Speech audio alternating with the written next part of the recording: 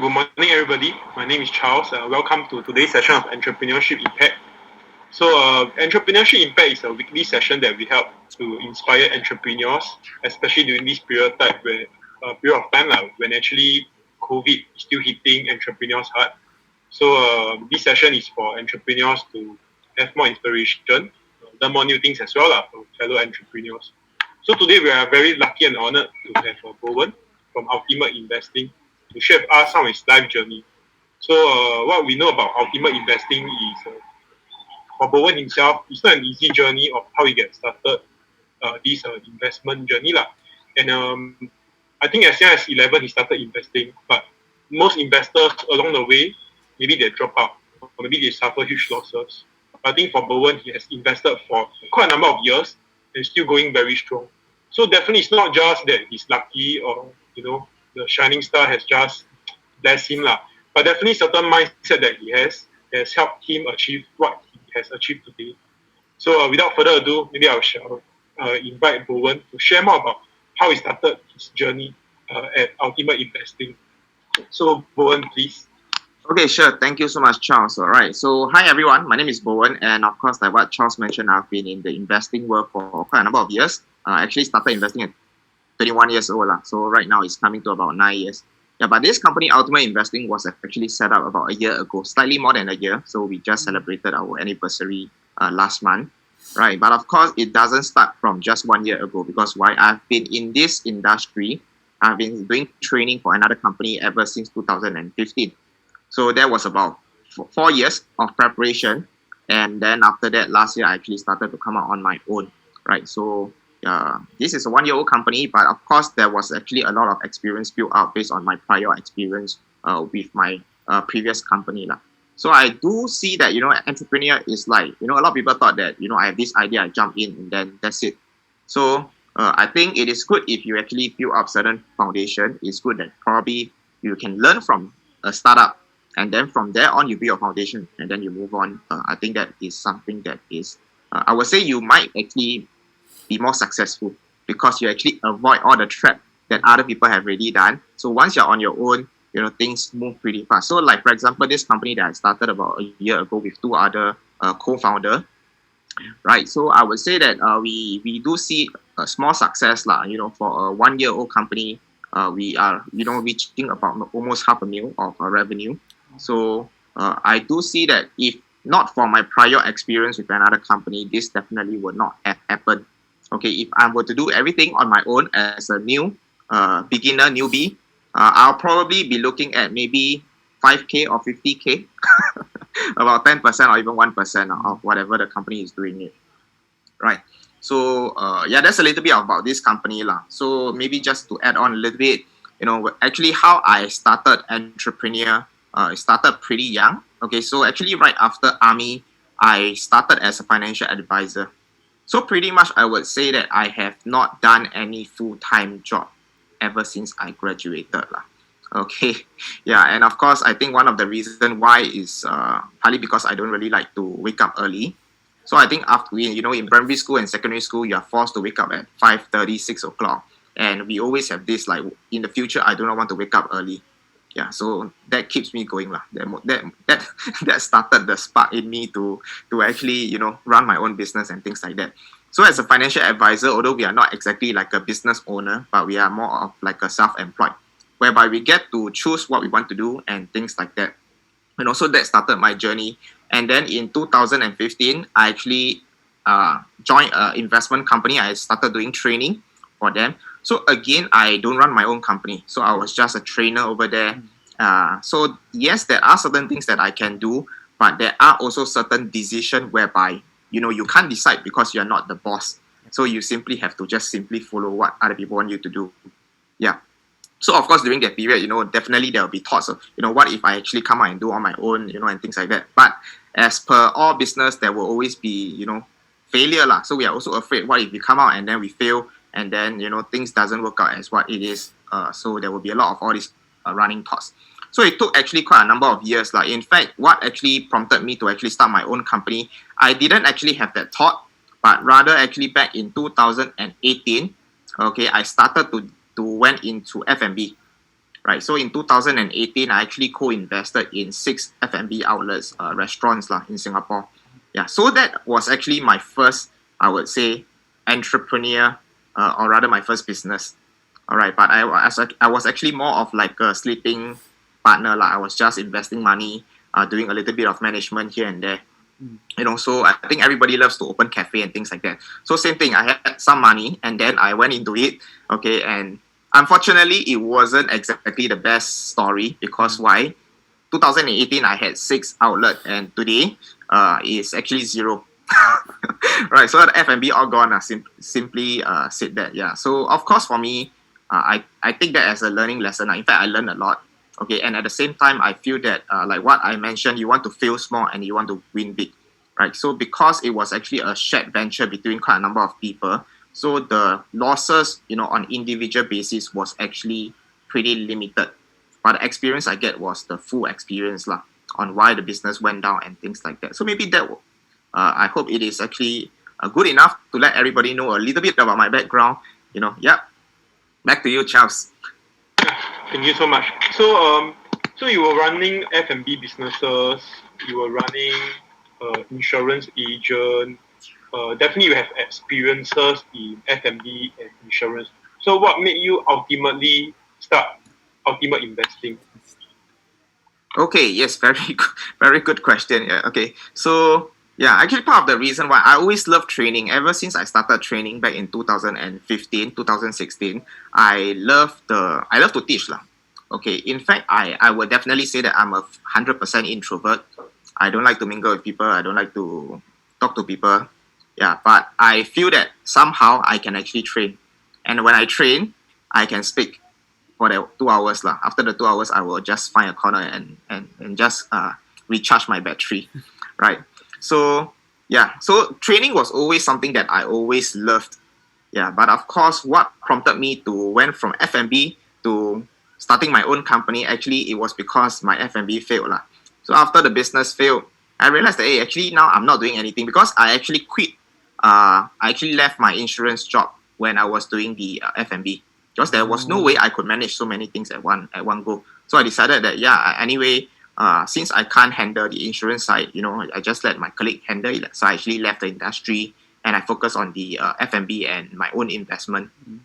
So of course, subsequently, the business actually didn't went that well. So I had a lot of time, and happened that my partner, my current partner, actually came and looked for me. They said, "Hey, Borwen, since now you are pretty much not doing anything, just investing full time, why not we actually come and set up this investment company?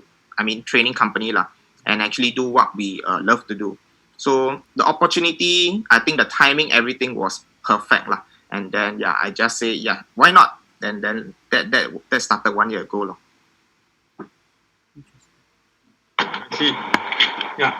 So along the way, definitely when you start your ultimate investing for about a period of 1 to 2 years, you mentioned, what are some of the ups and downs that you have faced? Okay, yes. I think yeah, every business have up and down lah. So the thing about this is that I realize right, problems doesn't come when the business goes down. Okay, there will be problem even when the company is doing well. I'm sure we see many cases whereby the business are doing extremely well, and then the business partners start to say, "Hey, yeah, I should have more share, etc., etc." Management issue. Who is supposed to manage the company? Who is supposed to run the company, and things like that.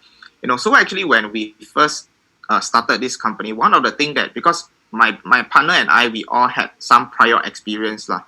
So one of the things that we realized is that communication is very, very important. That's the first thing. The second thing is this thing called equitable. Okay, because for example, I had three partner together lah, so 3 of us. So as usual, in terms of the shareholding, it's going to be equal share lah, 33%, 33%, 33%. But we all know in a business, there is no way for us to actually split the workload so that you contribute 33%, I contribute 33%, and the other contribute 33%. So these are all the things that when you actually start a company, especially with some partners, you need to constantly have an agreement. Okay, on if let's say I do more, maybe I get paid a certain additional freelance or additional pay, or I have a certain role whereby I get paid for the additional work that I do. All right. So I think all this communication is very, very important, especially like I said, especially if your business is doing well, okay, all these issues will actually start to pop up. So again, you do not want to wait until the problem becomes so big, okay, and then one person is unhappy and say, hey, I don't want to work anymore. I feel that it's unfair, etc., etc. So communication is important. That is why I think in my current business, we actually still have a weekly meeting, okay, every single week. Of course, we don't have a physical office, and right now with COVID and things like that, but we still make it a point that every single week we will actually spend about 1 to 2 hours, just to actually realign and also communicate with each other lah. So I think that is very, very important for business. I definitely agree regarding the communication part, because sometimes when each shareholders or partners are busy, they might have their own, different environment will make them be thinking differently. So I feel that this weekly session is really very important to realign and communicate, because who knows what will happen to every single partner's environment. Yeah, I do agree about the communication part. So just now you mentioned that when you have outs, there are issues in terms of communication, in terms of management, things can't split easily. How about during downs period? How do your team function when you have down? Example, let's say we know COVID-19 hit very recently. Yeah, that's right. COVID-19 hit, the transition takes time, Correct. and this will be affected. So how did you and your team manage to overcome this, to transform to online? Okay, yeah. So first thing first, I would say that our business is very, very lean, which means that when our business is lean, our expenses is low. A lot of things actually you have less trouble, especially on the downside. Yeah, because you know that even if we don't get much sales, we can actually sustain maybe 4 5 months or even 6 months. Yeah, so that to me is important. Okay, in a company, you want to make sure that you have sufficient cash flow so that if the market is down or business is down, you will be able to actually think straight and also, tide through the whole situation. So I think in my business, marketing is always one of the biggest bottleneck. So when your marketing is done well, when you have people coming in, everything is smooth. But when your marketing is not done well, when the people are not coming in, the sales are not coming in, that is where they will have a big drop in the business impact.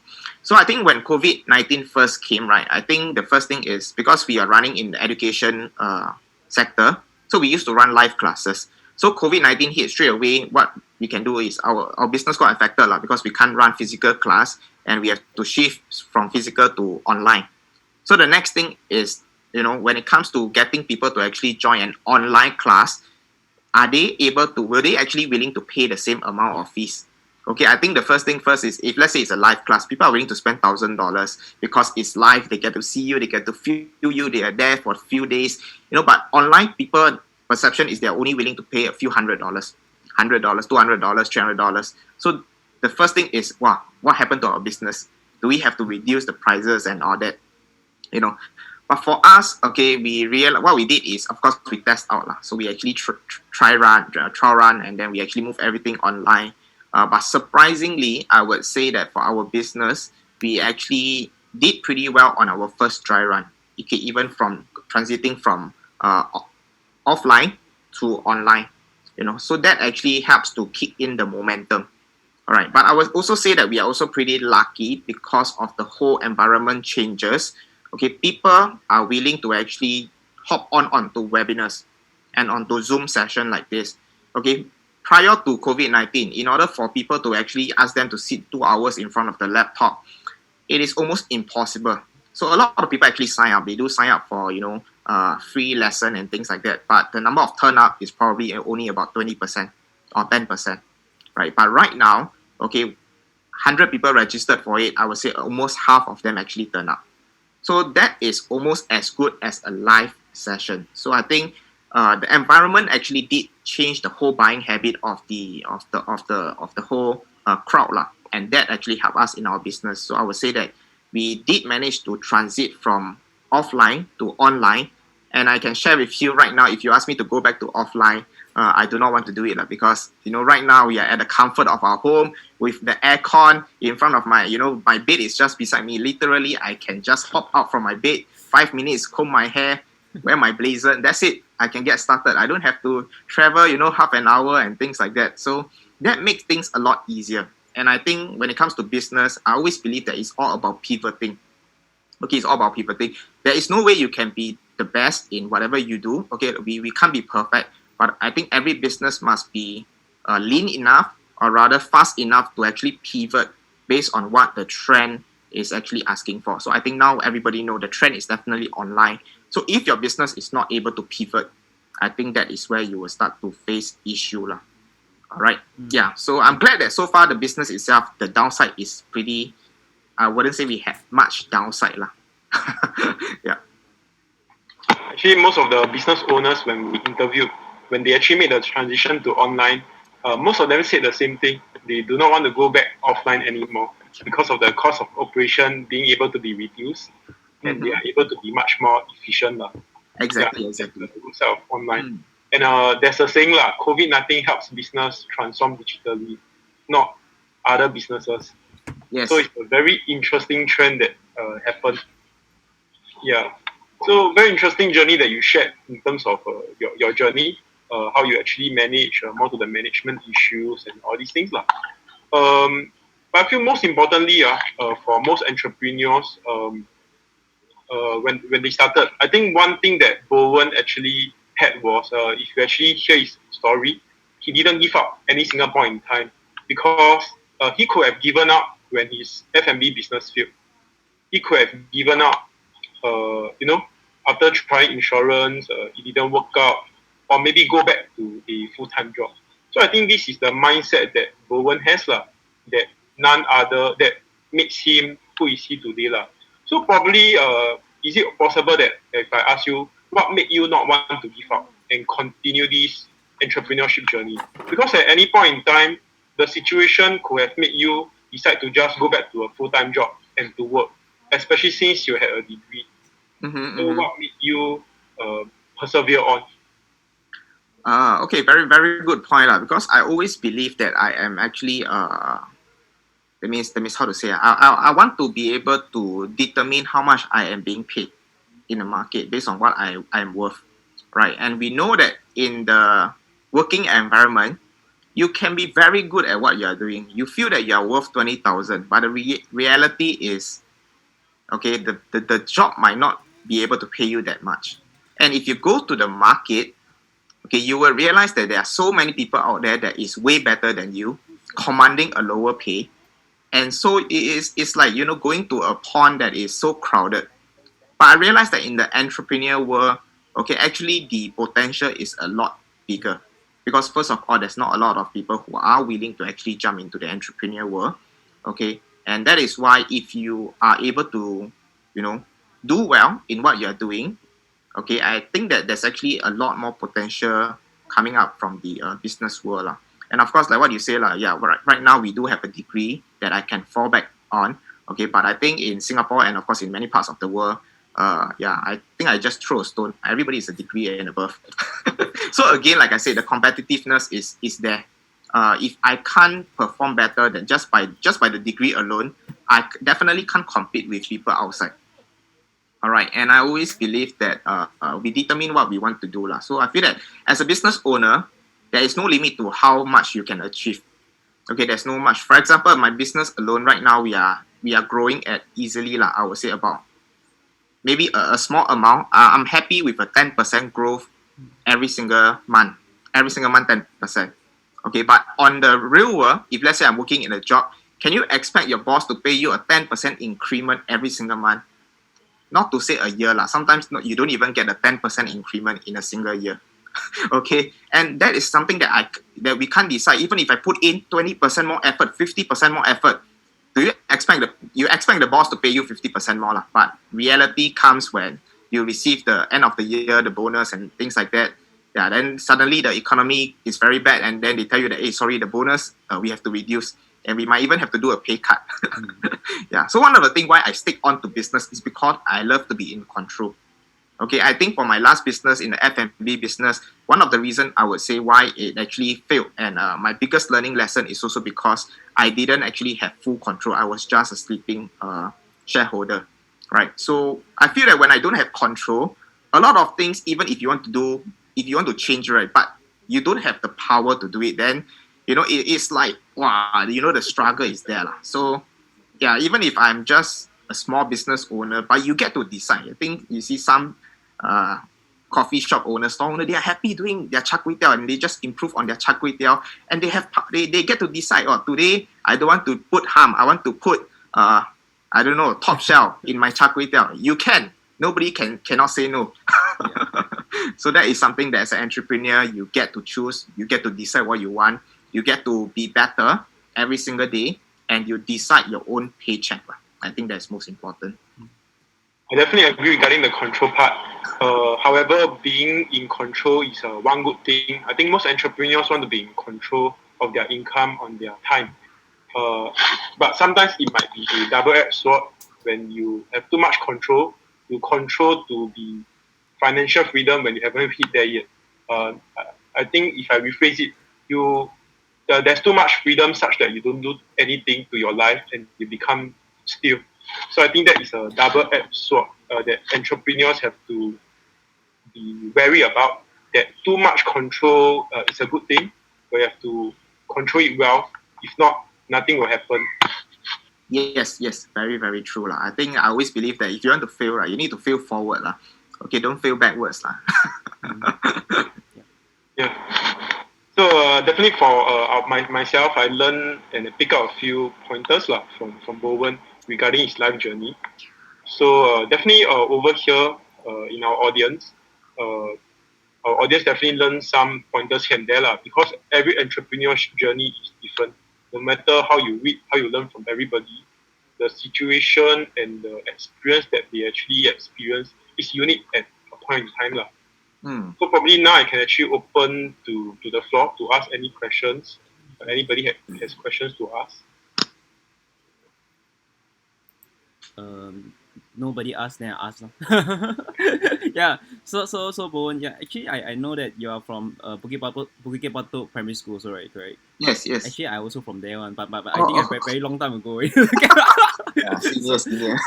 So just curious, like also same. I want to understand your mindset on the same as what Yong Tai had Charles has briefed, like the mindset on the not giving up thing lah. So like getting F&B, I got friend get burned also pretty bad, 60K or 80K, I forget already. So after that burn, right, correct, then after that you will affect the mental also then I mean that bulk of money, right, correct, I mean how you react in the mindset, like what is the trigger point of not giving really up? I mean I think it's a stronger self-belief than just you cannot control and stuff. I think it's just like how you manage to get over. Is it your family or is it the support that you have in somehow that make you so strong? Because it's not easy, to get burned at like 6 or 7 store, right? At that instant, it's not That's right. that easy, that one is very, you need to overcome it. You need a lot of courage. Yeah. Okay, I think very importantly is for me, when I actually fail, right, I think definitely the lesson is painful.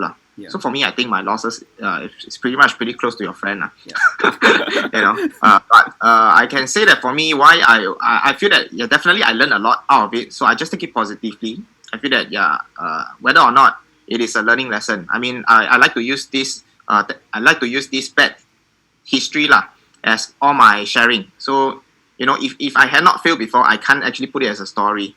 So every success story, they always say that they went bankrupt and things like that. So I can also say that, yeah, I had 6 business that went bankrupt.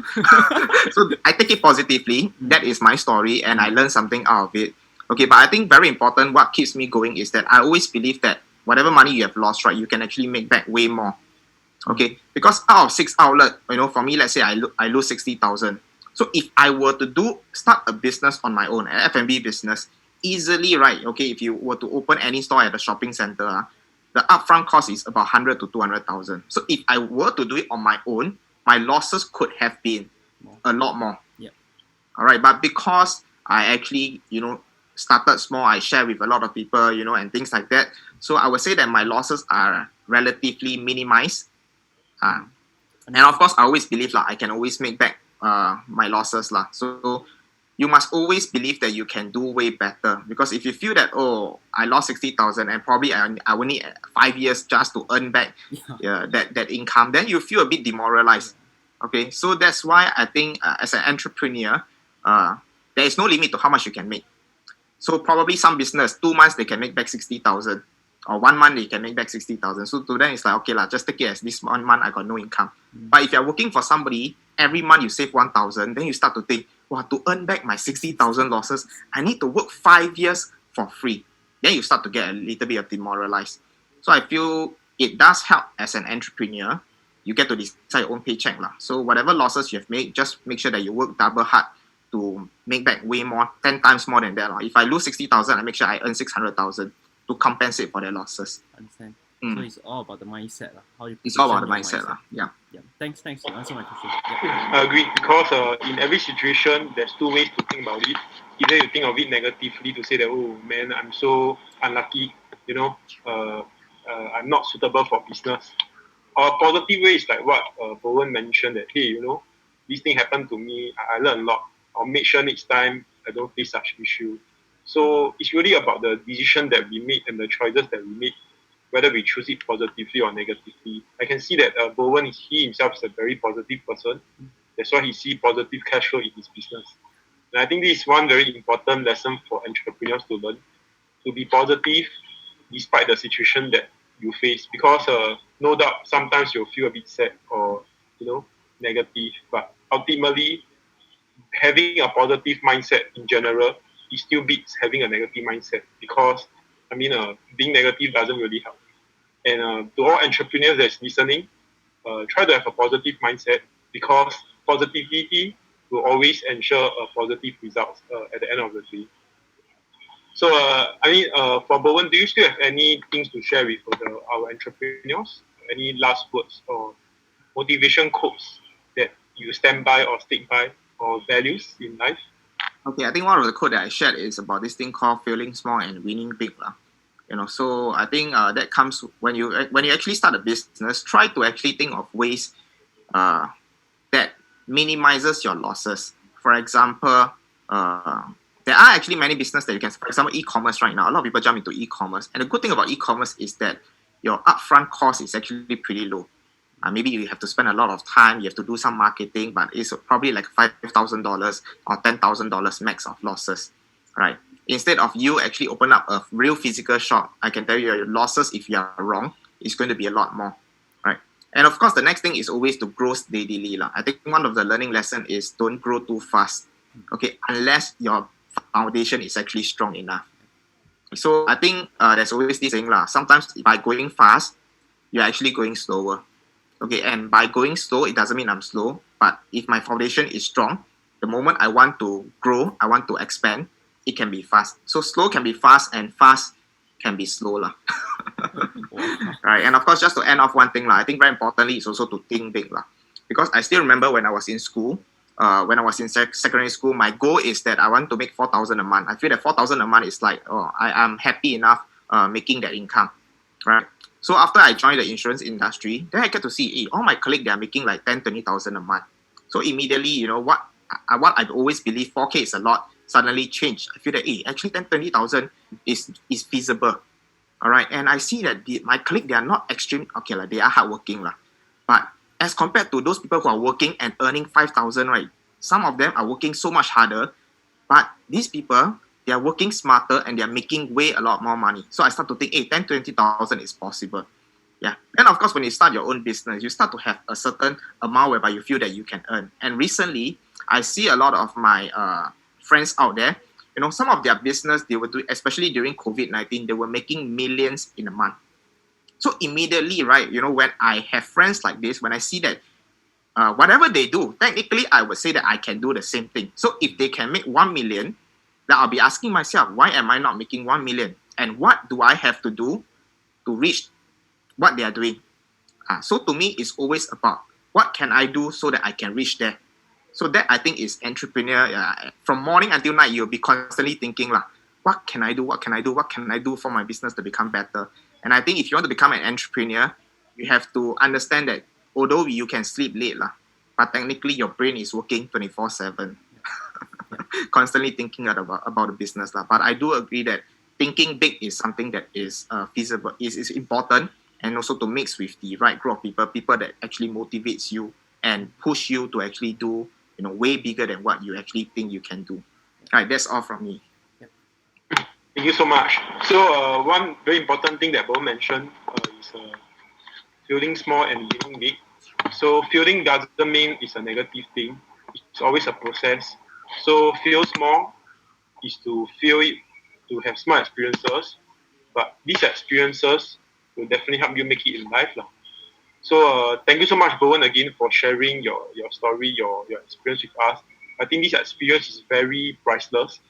Reason being, all these journeys or these experience that you shared definitely help us as entrepreneurs not going the wrong way, because we know that this entrepreneur shared about this before.